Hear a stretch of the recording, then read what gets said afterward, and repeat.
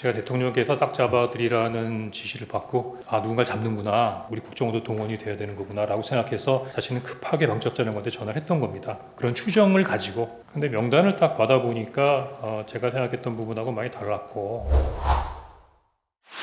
정의 나오셨습니까?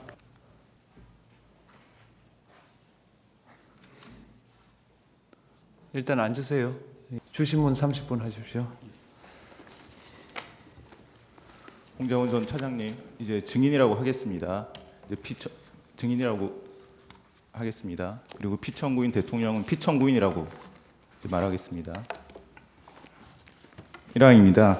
그 증인은 육사 43기로 졸업하고 임관해서 1992년경 대위로 전역하셨죠. 네.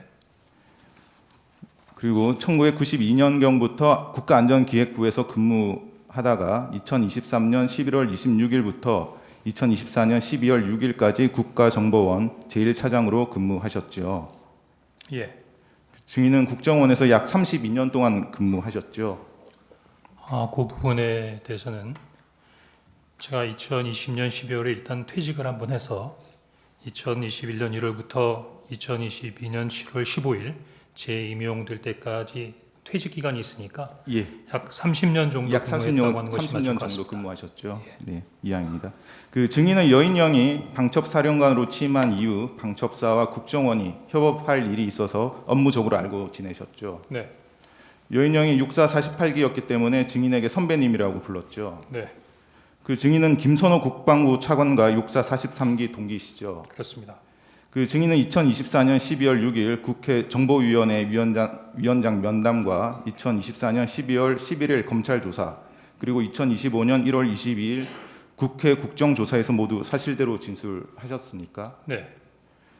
그 추가 사안 여쭤보겠습니다. 증인은 2024년 12월 11일자 검찰 진술조서에 증인이 진술한 대로 기재되어 있는지 확인하신 후 서명 날인하셨죠.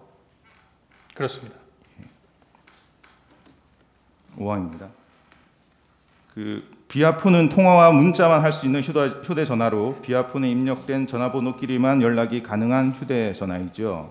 그렇게 알고 있습니다. 그 피청구인으로부터 전화가 걸려오면 대통령님으로 표시가 되죠. 네. 증인은 2024년 12월 3일 계엄 당시 피청구인과 비아폰으로 총 4번 정도 통화한 내역이 있는 것으로 확인되는데 실제로는 피청구인과 2번 통화하셨죠. 네. 그 증인과 피청구인의 통화 내역 정리표를 제시하겠습니다.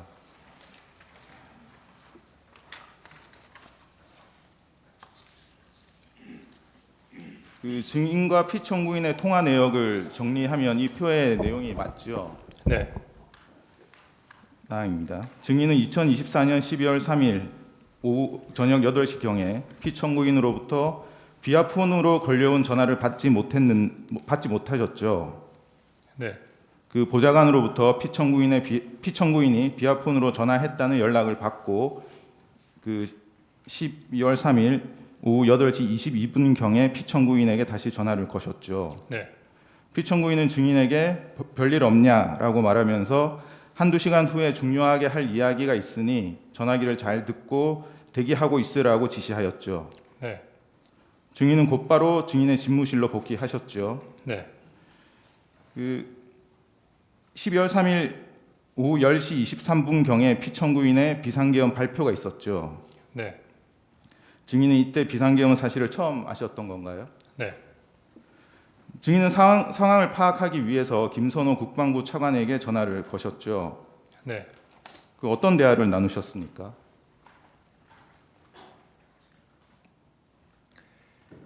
일단은 직무실에 있는 TV를 통해서 비상계엄이 발령되는 걸 보고 당시 국정원은 비상계엄이 발표된다는 것도 그랬지만 어떠한 상황으로 비상계엄이 발령된다는 부분에 대한 일체의 정보를 가지고 있지 않았습니다.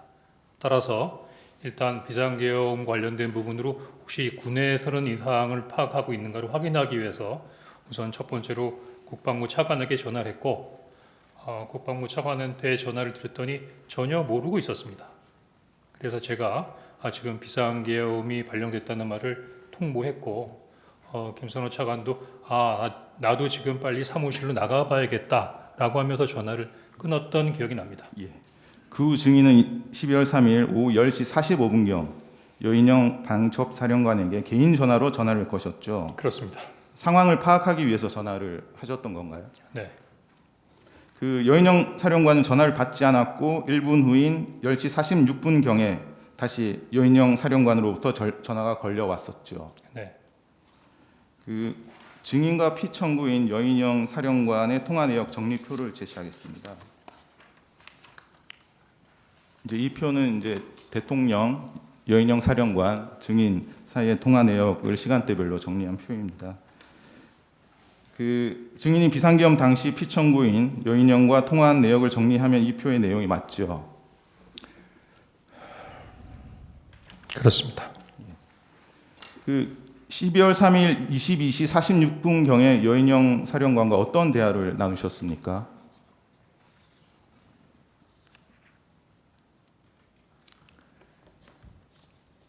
(12시 46분이라고 하면 국방차관과 통화한 다음에 전화를 말씀하시는 거죠? 예, 그렇습니다. 계엄령 발표 이후에 국방차관한테 얘기했을 때와 똑같이 어떤 상황인가를 물었습니다.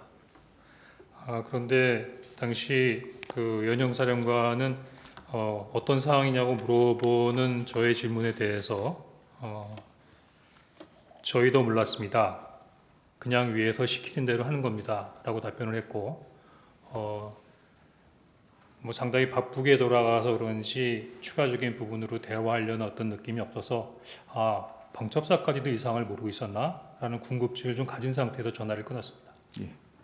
그 증인은 조태용 국정원장에게도 전화를 하셨죠. 네, 근데 국정원장이 전화를 받지 않아서 비서실장을 통해 메모를 남기시고 국정원 제2, 3차장에게 비화폰으로 비상계엄 상황을 알리셨죠. 당시에 국정원장께서 비상계엄과 관련된 국무회에 가셨던 부분을 그 다음날 아침까지도 모르고 있었기 때문에 이 중요한 사항을 보고드리기 위해서 원장님과 통화 또는 연락을 하려고 했었는데 그날 저녁에 잘 안 됐었습니다. 그래서 증인은 국정원장을 만나기 위해서 국정원장 공관으로 이동하셨죠. 당시 약간의 버그가 있었는데 보좌관들이 아마 원장님께서 관저에 계시는 것 같습니다라고 하는 잘못된 보고를 받고 아마 주무시고 계셔서 밑에 있는 직원들이 깨워드리지 못하는 건가라는 생각이 듣기도 해서 제가 직접 그 국정원 경내에 있는 원장님 관저로 직접 보고하러 내려갔었습니다. 그리고 그 후에 그 직후에 그 피청구인이 12월 3일 오후 10시 밤 10시 53분경에 증인에게 전화를 걸었죠. 그렇습니다. 그래서 봤지 비상계엄 발표하는 거 이번 기회에 싹 다 잡아들여 싹 다 정리해 국정원에도 대공수사권을 줄 테니까 우선 방첩사를 도와 지원해 자금이면 자원 인력이면 인력 무조건 도와라는 취지로 말하였죠. 그렇게 기억합니다. 증인은 검찰 조사에서 당시 피청구인이 뭔가 흥분해서 자랑하듯이 이 얘기를 했다고 진술을 하셨죠. 다소 주관적인 얘기인 부분인 것 같은데 적절치 못했던 것 같습니다. 이렇게 진술하신 적은 있으시죠? 그렇습니다. 그 증인은 싹 다 잡아들여를 어떤 의미로 이해하셨습니까? 말뜻 그대로 이해했습니다. 그 누구를 잡아들이라는 취지로 이해를 하셨습니까? 당시의 통화 내용으로 보면 그런 말씀을 하시면서도 구체적으로 대상자, 즉 목적어를 규정하지 않으셨기 때문에 당시로서는 뭔가 잡아야 된다는 생각은 들었었는데 누구를 잡아야 된다라고 하는 부분까지는 저한테 전달받지 못했습니다. 그 증인은 12월 3일 22시 58분경에 피청구인의 지시 내용을 구체적으로 확인하기 위해서 여인영 사령관에게 전화를 거셨죠. 방금 그 변호인께서 물어보신 대로 뭔가 지시를 하셨는데 목적어가 없었습니다. 그 목적어가 없었던 부분을 저는 두 가지로 추정을 하는데 하나는 저는 1차장이기 때문에 원장님한테 이미 그 관련된 부분의 내용을 했나 그래서 나중에 한번 원장님한테 들어봐라 라는 취지로 말씀하신 건지 아니면 그 말씀을 하신 다음에 바로 방첩사를 지원하라고 말씀하셨기 때문에 방첩사를 지원하라고 했으니까 방첩사하고 협의하는 과정에서 할 수 있겠다 한 그 두 가지 정도의 추정을 했고 또 대통령께서 말씀하시는데 거기다 대고 누구를 잡으란 말입니까? 라고까지 여쭤보지 못했습니다. 그래서 22시 58분경에 여인영 사령관에게 이제 전화를 거셨고 어떤 대화를 나누셨습니까? 아마 전화가 두 번으로 나눠질 겁니다. 이미 비상계엄이 발표되는 내용을 보고 상황을 파악하기 위해서 여인영 사령관하고 한번 통화를 한번 했었던 부분이기 때문에 다시 한번 전화를 했고 전화해서 제가 요즘에 무슨 얘기를 하면 자꾸 제 얘기가 바뀐다라고 하는 얘기가 있어서 제가 조금 메모를 해서 그 메모에 근거해서 또박또박 말씀드리도록 하겠습니다. 그래서 이제 제일 먼저 어떻게 된 거야? 라고 제가 얘기했던 것 같고 여전히 그 연영 사령관은 저의 그 어떤 질문에 대해서 답변하지 않거나 회피하는 부분에 있었던 태도를 취했습니다. 그래서 제가 부위에게 전화 받았어. 대통령이 너희들 지원해 주래. 이렇게 얘기를 했고 이 이야기를 들은 다음에 그 다음부터는 여인영 사령관이 당시의 상황들을 저한테 설명해 주기 시작했습니다. 예, 그래서 두 번 통화를 하셨는데 처음에 22시 58분경에는 이제 여인영 사령관에게 전화를 걸었더니 여인영 사령관이 뭔가 지시를 하느라고 바빴고 그래서 증인과는 제대로 대한 대화를 못했다고 이렇게 검찰에 진술하셨는데 이게 네. 사실이죠. 예. 그리고 그 후에 23시 06분경에 여인영 사령관에게 다시 전화를 거셨죠. 네. 이때 이제 증인이 말씀하신 부위로부터 연락을 받았어라고 하니까 여인영 사령관이 처음에는 이제 뭔가 말하는 것을 주저하다가 증인이 대통령으로부터 연락을 받았다고 하니까 그때 이제 얘기를 하기 시작했죠. 네. 그래서 여인영 사령관은 증인에게 국회는 경찰과 협조해서 봉쇄하고 있습니다. 선배님 이걸 도와주세요. 저희 체포조가 나가 있는데 소재 파악이 안 돼요. 명단 불러드릴게요라는 취지로 이야기를 했죠. 네. 여인영이 사용한 정확한 워딩이 체포조 맞습니까? 네. 그 증인은 여인영 사령관이 불러주는 명단을 받아 적으셨나요? 예, 받아 적었습니다. 그 체포 명단이 적힌 메모를 제시하겠습니다.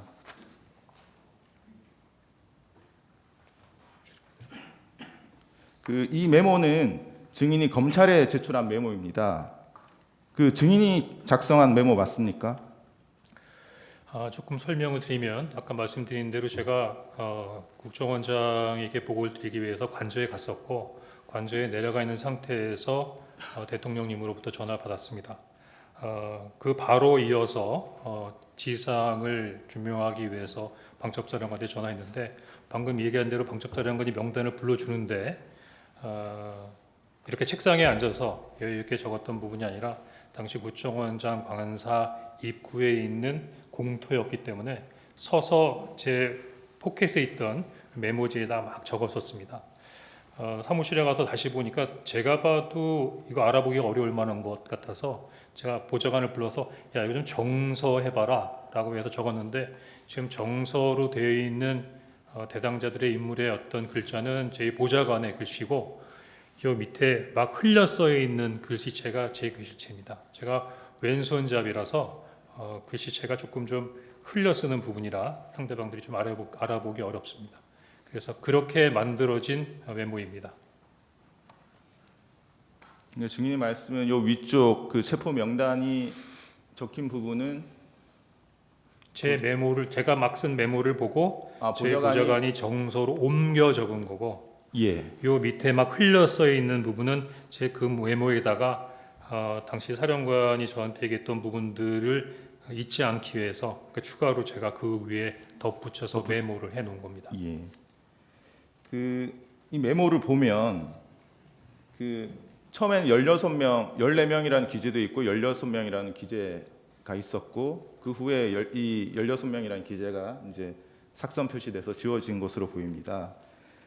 그 조지호 경찰청장도 검찰 조사에서 여인형으로부터 총 16명의 체포 명단을 들었고 이재명 대표에게 무죄를 선고한 김동연 판사도 체포 대상에 포함되어 있었다고 진술을 했습니다. 혹시 증인이 기억하는 체포 명단이 총 16명 맞나요? 사실대로 말씀드리면 그때 그 밤에 서서 막 메모를 하는데 14명이든 16명이든 그걸 또박또박 다 적을 수 있는 사항이 아니었고요. 적다 보니까 이게 뭐지? 하는 생각이 들어서 그 뒤에 있는 부분들은 대부분 한 반 정도 적다가 추가로 적지 않았고 나중에 나름대로 좀 약간 기억을 회복해서 적어보니까 한 14명, 16명 정도가 됐나? 그렇게 기억하고 있습니다. 예, 알겠습니다. 그 증인은 체포 명단을 들을 때 어떤 생각이 들었습니까? 일단은 뭔가 좀 잘못됐구나 그런 생각했습니다. 그 메모 아래쪽을 보시면 이렇게 되어 있습니다. 별표 표시 1조, 2조 축차 검거 후 방첩사 구금시설 감금조사, 그 아래쪽에 별표 검거를 요청 위치 추적과라고 기재가 되어 있습니다. 네, 이 내용 여인영 사령관이 불러준 말을 기재한 것인가요? 그렇습니다. 그 여인영은 1조, 2조가 축차 검거 후에 방첩사 구금시설에서 감금 조사할 예정입니다. 지금 제일 급한 게 검거를 위한 위치 추적인데 위치 추적을 부탁드립니다. 라는 취지로 말을 했던 겁니까? 그렇게 이해했습니다. 그러니까 그 말 뜻은 체포 대상의 중요도에 따라서 두 개 조로 나누어서 조별로 순차로 검거해서 방첩사 구금시설에 감금하고 조사한다는 의미 맞나요? 예, 그렇게 이해했습니다. 예. 그 증인은 요 체포 명단 14명에서 16명에 대해서 위치 추적을 하셨습니까? 하지 않았습니다. 그 국정원에서는 영장 없이도 위치 추적을 할 수 있나요? 할 수 없습니다. 그 증인은 여인영의 위치 추적 요청이 영장 없이 위법한 방법을 써서라도 체포 대상의 위치를 알아봐 달라는 요청으로 이해하셨습니까? 물론 그렇습니다만 당시는 비상계엄 상황하였고 대통령이 지시면 상당히 초법적인 상황에서 이런 부분들이 이루어져야 하는가라는 부분을 잠시 고민한 것은 사실입니다. 알겠습니다. 사항은 답변을 생략하고요. 아닙니다. 그 여인영과의 통화 당시 방첩사가 수행하기로 되어 있던 비상계엄 관련 임무 중에서 경찰과 협조해서 국회 봉쇄하는 것 그리고 체포조 운영 말고 다른 내용은 더 없었습니까? 다른 것은 기억나지 않습니다. 예. 그래서 증인은 피청구인이 증인에게 지시한 방첩사 지원을 체포조 임무를 도와주는 것으로 이해했던 것인가요? 그렇습니다. 그 체포 지시가 피청구인의 뜻이라는 것을 확인했는데도 왜 그 지시를 따르지 않았습니까? 첫 번째는 명단에 나와 있는 명단 한 사람 한 사람을 보면서 두 번째는 방첩사령관이 얘기했던 그럼 이 사람들을 체포해서 방첩사 구금시설에 감금한 다음에 조사한다는 향후의 계획을 듣고 그거 어떻게 합니까? 네. 추가해서 하나 여쭤보겠습니다. 증인은 2025년 1월 22일 국회 국정조사에서 이렇게 말씀하셨습니다. 대통령을 좋아했다. 대통령이 시키는 것은 다 하고 싶었다라고 진술하셨죠. 네. 그런데 체포 명단을 듣고 체포를 도와주는 것을 도저히 할 수 없었던 것인가요?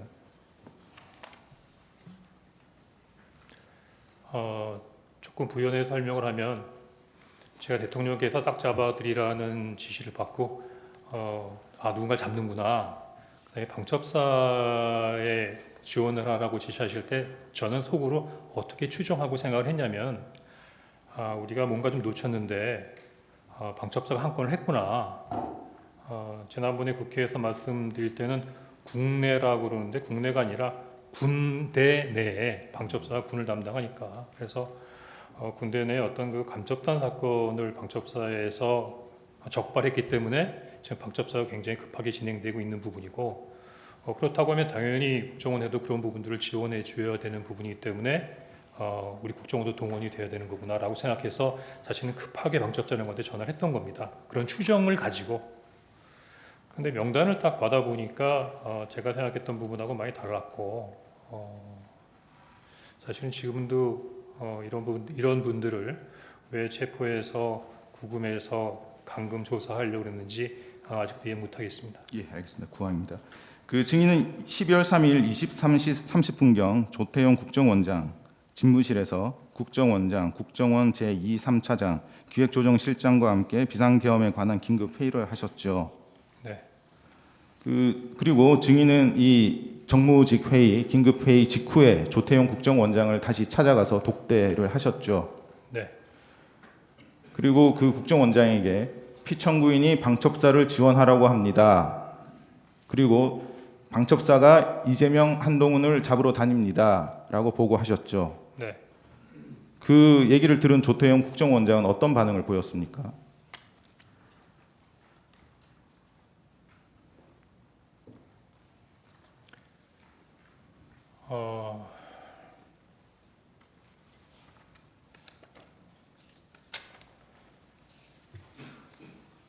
대통령께서 물론 저한테 지시를 하셨지만 국정원장께서 계시지 않습니까? 따라서 중요한 부분의 정책 결정에 있어야 권리는 국정원장이 행사하는 것만큼 어떤 이유인지는 모르겠습니다만 하여튼 대통령께서 저한테 전화하신 부분을 국정원장한테 보고를 해야 된다고 생각을 했고 제가 생각하는 개인적인 생각과 무관하게 국정원장으로부터 어떤 지침을 받아야겠다라고 생각했습니다. 그래서 조태용 국정원장은 증인에게 어떤 지침을 주었나요? 뭐 이미 말씀드린 대로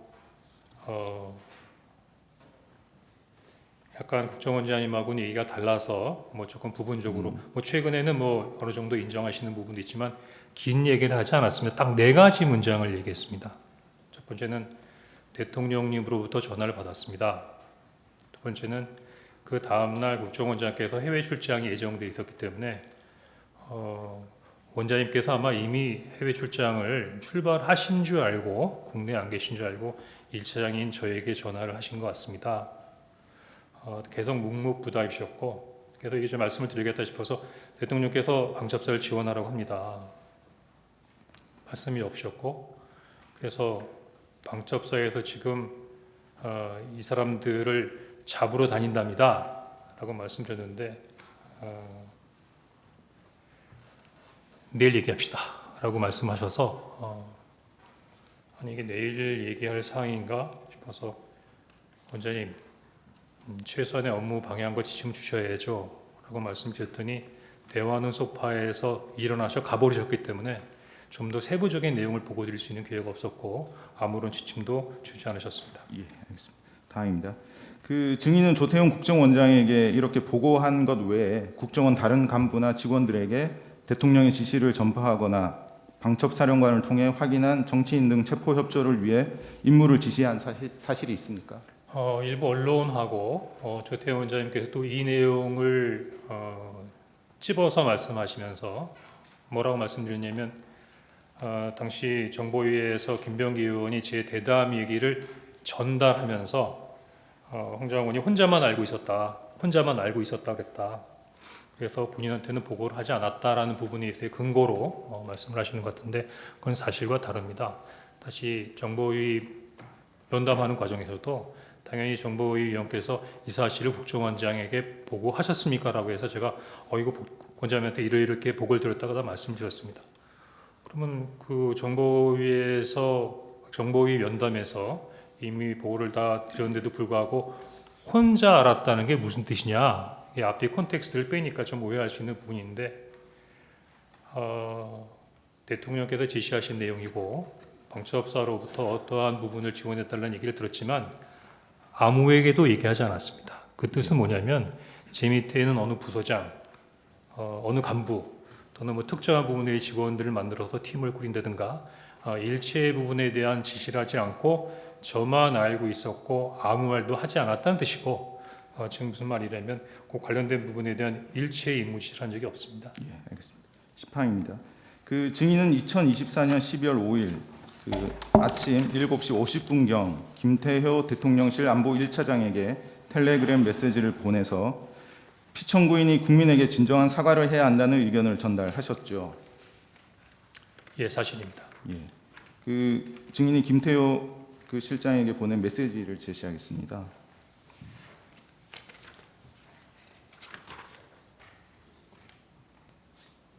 그 이 메시지가 증인이 보낸 메시지 맞습니까? 맞습니다. 그 증인이 이 메시지를 김태효 차장에게 보낸 이유는 무엇인가요?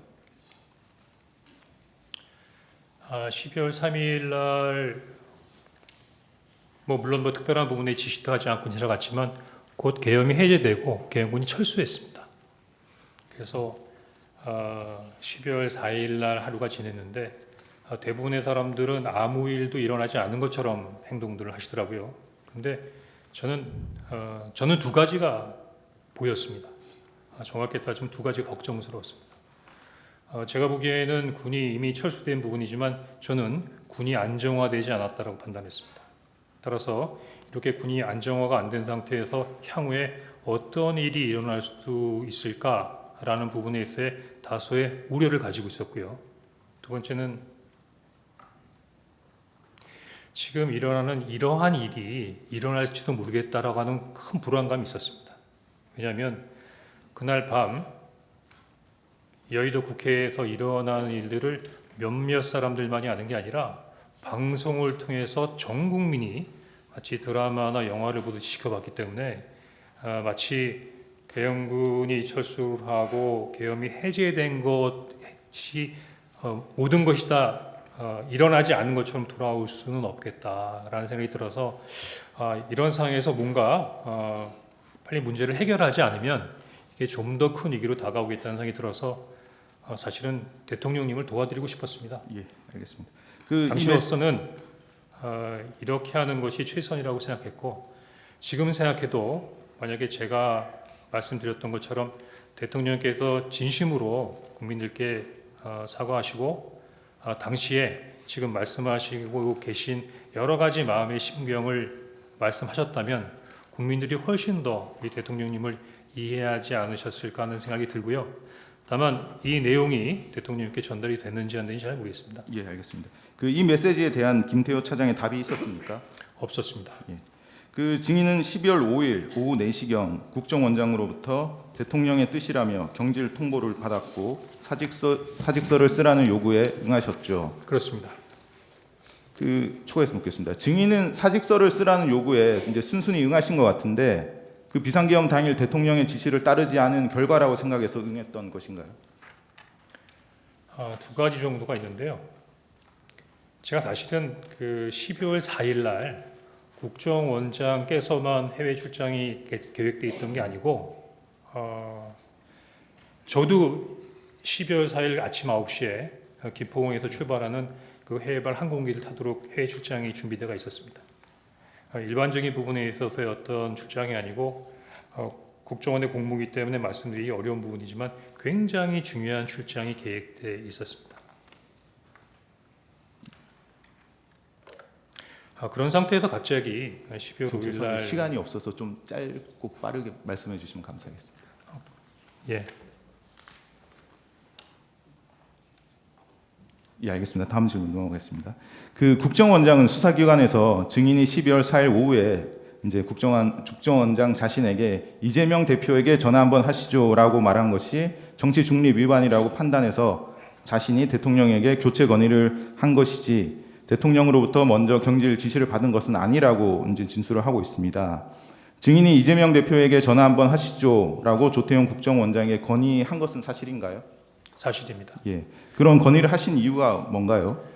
사실은 국정원 원장님, 조태용 국정원장님께서 이 관련된 부분으로 저의 경질 이유로 삼고 특히 12월 6일 날 12시경에 기자회견까지 하셔서 제가 굉장히 큰 오해를 받고 있습니다. 마치 이재명 대표를 얘기했다고 해서 뭐 민주당하고 무슨 일이라도 있는 것처럼 그런 거 아니고요. 당시 조태용 원장님께서 먼저 굉장히 중요한 부분에 있어서 어려운 상황이 만들어졌으니 통상 일주일에 한 번이나 두 번 하던 정무직 회의를 매일 아침마다 9시에 티타임을 하면서 우리 국정원이 어떤 역할을 할 것인지에 대해서 서로 의견을 나눠보자라고 하면서 의견을 구하셨습니다.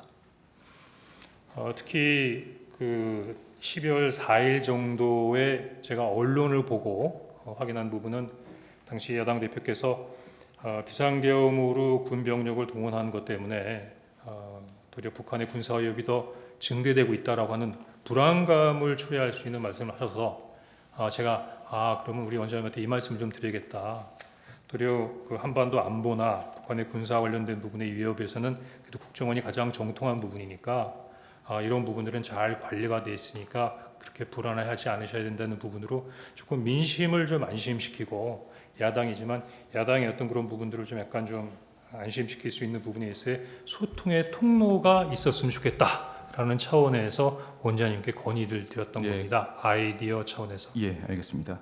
다음입니다. 그 증인이 생각하는 증인의 경질 이유는 무엇이고 그렇게 생각하는 근거는 무엇입니까? 제가 단순하게 연결된 게 아니라 복잡한 과정이 있어 조금 길게 얘기할 수 있는 시간을 주어야 답변할 수 있을 것 같은데요. 예, 지금 말씀하시면 됩니다. 12월 5일 날 16시에 국정원장께서 직무실로 저를 부르셨습니다. 가니까 정무직들이 다 그렇죠. 저도 마찬가지입니다. 사직해 주셔야겠어요 라고 말씀하시더라고요. 순간 저도 머리에 떠오르는 게 있었고 네 알겠습니다 라고 했고 인사기획관을 보낼 테니까 사직서를 내세요. 그래서 네 알겠습니다 그랬습니다. 근데 그래도 마지막에 일어나기 전에 한번 짚고 넘어갈 필요가 있다고 생각해서 국정원장님께 이게 대통령의 뜻입니까? 라고 여쭤봤고 국정원장님께서는 네, 아니오라고 말씀하진 않으셨지만 그럼 우리 인사를 누가 합니까? 라고 말씀하셨는데 그럼 결국은 정무직 인사를 누가 하냐 하는 부분은 대통령의 뜻이다 라고 해서 저는 그렇게 이해를 했습니다. 그런데 12월 6일 날 10시 한 반경에 국정원장께서 다시 부르십니다. 예, 있습니다. 시간 그만. 질문은 끝났습니다. 반장님, 저희 이게 맥락이 있어서 혹시 가능하시면 저희가 제주 신문 시간을 좀 당겨서 쓸 수 있을까요? 예, 제주 신문 넣으세요. 그러니까 5분 넣고 나중에 5분 빼겠습니다. 5분 넣으세요. 계속 이야기합니까? 네. 그래서 12월 6일 날은 10시 한 반경에 제가 그 이임식을 간소하게 한 이임 차담회를 하고 난 이후였는데 갑자기 또 원장님께서 방으로 좀 오라고 그래서 방에 갔습니다. 그랬더니 거기 2차장, 3차장 기술장이 다 있었는데 갑자기 원장님 저 이임식 차담회 잘 끝나고 왔습니다. 라고 이제 마지막 인사를 드리려고 했더니 아니 뭐 이렇게 서두르셨어요. 라고 말씀하시면서 정무직이다 그렇죠. 그냥 예전처럼 다시 일해 봅시다. 이렇게 말씀하셨고 제가 농담 삼아 원장님 저 안 잘린 거예요? 라고 했던 기억이 생생하게 나고 이 얘기는 다른 차장들 다 들었습니다. 그래서 12월 6일 날 10시 반에는 다시 이 차장으로 일하라고 하는 부분에 대해 지시를 받았고 12월 6일 12시에 그 제가 정보위원장 간담회를 그러니까 면담을 하러 갔었는데 그 면담에서 사실은 12월 3일 날 있었던 일을 이야기하게 됩니다. 그랬더니 12월 6일 12시경에 그 정보위원장실에서 면담이 끝나자마자 기자회견을 하시면서 홍장원 차장을 정치 중립 의무를 위반했다라고 하는 이유로 대통령께 제청해서 국정원장이 경질했다라고 말씀하십니다. 그리고 사실 그 오후는 아마 그 정보위에서 얘기했던 부분 때문에 여러 가지 부분에 있어서 어떤 보도가 되는 상황이었고 그날 저녁 7시경에 어떤 직원으로부터 해임 통보를 받습니다. 그렇게 생각하는 근거는요. 그래서 이렇게 여러 가지 복잡한 과정을 겪다 보니까 원장님이 말씀하시는 부분을 충분히 신뢰할 수는 없고 제 경질 이유를 유일하게 아시는 것은 대통령님께서 알고 계실 것 같습니다. 12월 6일 10시 44분경에 조선일보에서 홍장원 국정원 1차장의 한동훈 체포 지시 거부하자 경질이라는 제목의 기사가 보도되었는데 알고 계신가요? 알고 있습니다. 예. 그래서 조태용 국정원장이 이제 증인과 다른 정무직들을 함께 불러서 증인에게 오보조라고 물은 적이 있죠. 그렇습니다. 그래서 증인은 국정원장이 증인의 말을 들어줄 의사가 없다고 생각하고 국정원장이 원하는 대답이 오보인 것 같아서 긴 말하지 않고 맞습니다라고 해주셨죠. 예, 조금 부가해서 이야기할 게 있습니다. 저는 사실 12월 6일 날 갑작스럽게 다시 일하자 그런 부분이 아마 그 12월 6일 날 아침에 있던 조선일보 보도와 관련된 부분이 있고 관련됐다고 생각하고 그리고 지금도 제가 지금 크게 여러 사람으로부터 오해받는 부분이 그 조선일보에 제가 그 관련된 내용을 리크하지 않는가라고 얘기하는 것 같은데 법정에서 얘기하는 부분인데 조선일보하고 전혀 관계가 없습니다. 예, 알겠습니다. 그 후에 그 정보위원회 위원장 신성범 이제 의원이 12월 6일 11시 8분경에 증인에게 전화를 했었죠. 그 조선일보의 오보라고 했던 부분에 대해서 조금 좀 설명을 더 드려야 될 것 같은데 예. 왜냐하면 이 부분은 지난번에 언론에서도 제 말이 바뀐다고 얘기했던 부분이기도 하고 또 국정원장님께서도 또 오보라고 그랬지 않았냐라고 말씀하시는 부분이지 않습니까? 저는 그 한 세 가지 정도라고 말씀드리는데 첫 번째는 방금 말씀드린 대로 원장님께서 그 12월 6일 날 아침에 저를 이제 같이 일하시지요 라고 한 다음에 그 현장에서 말씀하신 게 아니라 제 사무실로 돌아온 이후에 전화를 하셔서 조선일보 기자가 오보죠 라고 물어봤습니다. 이게 어떻게 된 거지요가 아니고 제가 12월 3일 날 분명히 관련된 사항을 원장님께 말씀드렸다고 했지 않습니까? 정상적이면 지금 이게 어떻게 된 겁니까? 라고 물어보셨어야 된다고 저는 생각하는데 그런 배경 없이 홍 차장 이거 오보죠? 저는 세 가지 이유로 그냥 오보죠. 예, 오보입니다. 라고 했는 게 저 조선일보하고 아무 관계가 없습니다. 두 번째는 사실 팩트를 보면 윤 국정원 1차장에게 한동훈 등 정치인 체포 지시 그 부분 좀 따져볼 필요가 있습니다. 두 번째는 거기 국정원장도 거부한 듯 그 밑에 제가 인터뷰한 내용이 아니기 때문에 뭐 국정원의 조직과 임무가 없다 등등의 여러 가지가 나오는데 사실 팩트가 아닌 부분이 많기 때문에 사실상 정확한 보도가 아니라는 생각이 들었습니다. 그러나 그것보다 가장 중요하게 제가 오보라고 했던 부분은 2월 6일 아침에는 그 보도가 오보였어야만 했습니다. 네, 이상입니다. 제안하겠습니다. 조금 전에 조선일보에 리크라는 말을 쓰셨는데 네, 누설한다, 유출한다 그런 뜻을 그렇습니다. 쓰신 거죠? 예. 그렇게 좀 표현을 고치시고요. 반드신문 전에 지금 을 129를 제출하셨고요. 을 129에 대해서 증거 동의를 하셨어요. 근데 을 129 진술 조서가 갑 29 구호증에 8하고 동일한 것 같아요. 네, 그렇습니다. 진술 조서. 그렇다면은 갑 29호증이 8, 을 129 모두 증거로 채택하는 건 어떻습니까? 동의합니다. 동의하시죠? 똑같은 거니까.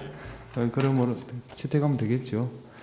갑 29호증이 8, 그다음에 을 129 모두 증거로 채택합니다. 예, 30분 반드시 문하십시오.